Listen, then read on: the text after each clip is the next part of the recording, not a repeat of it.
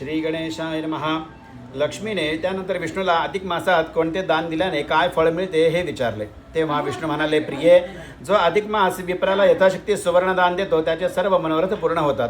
जन्मभर दरिद्र्याची स्थिती येत नाही. गायीचे दान दिल्याने ब्रह्मलोकामध्ये त्याचा वास होतो. भक्तिभावाने जे ब्राह्मणांना नित्य घरी बोलवून स्नान दान कर्म आदी दान करतात त्यांना गोलोकाची प्राप्ती होते.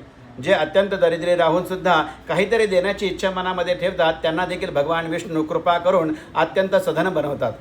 या ठिकाणी या अधिक मासामध्ये तुळादान, तिळदान, पात्रदान, वस्त्रदान, दीपदान, अन्नदान, गोदान, भूदान इत्यादी दानांचं विशेष महत्त्व सांगितलेलं आहे.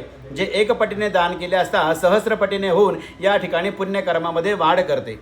अशा प्रकारचे ह्या दानाची महिमा सांगितल्यानंतर लक्ष्मी माता विष्णूंना नमस्कार करतात आणि पुढील एक कथा सांगण्याचा आग्रह करतात. तेव्हा भगवान विष्णू लक्ष्मी मातेला कथा सांगतात की पूर्वी पार्वतीच्या आईने हे मेणं नावाची त्याची आई आणि तिने हे व्रत आचरण केले होते. 12ही मासाचे देवतामध्ये पार्वती, तुझा अधिक मास या ठिकाणी विशेष आहे. तेव्हा या अधिक मासामध्ये मी व्रत केला असता काय फळ मिळेल.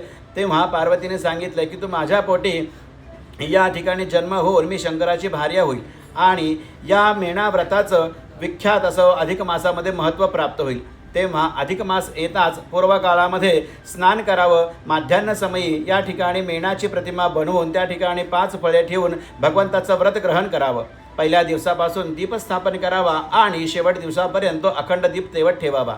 नंतर नित्य स्नान करून भगवान विष्णूंचं तुलसी अर्चनादी पूजन करून नित्य कथा श्रवणाचा लाभ या ठिकाणी करावा. अशा प्रकारे व्रताची सांगता करून अंती 33 ब्राह्मणांना भोजन करून त्यांना वस्त्र पात्राधिक सुवर्णाधिक वस्त्राधिक दान करून या व्रताची सांगता करावी. हे व्रत अक्षय फल देणार आहे. वैकुंठ लोकाची प्राप्ती करून देणार आहे. गोलोकाची प्राप्ती करून देणार आहे. ज्याचा पुण्यसंचय वाढून भूलोकीचं पुन्हा दर्शन न होऊन अंती भगवंताच्या चरणामध्ये चिरकाल निवास प्राप्त होतो. अशा या व्रताचा महिमा अरुंधतीजवळ या ठिकाणी मेनाने सांगितला आणि व्रताची सांगता करण्याचा आग्रह तिला केला. अशाच प्रकारच्या सुरज कथा भगवान विष्णू लक्ष्मी मातेला सांगतात. पुढील कुठलं व्रत लक्ष्मी मातेला भगवान विष्णू सांगणार आहेत हे आपण पुढील अध्यायामध्ये पाहणार आहोत. पुरुषोत्तम भगवान की जय.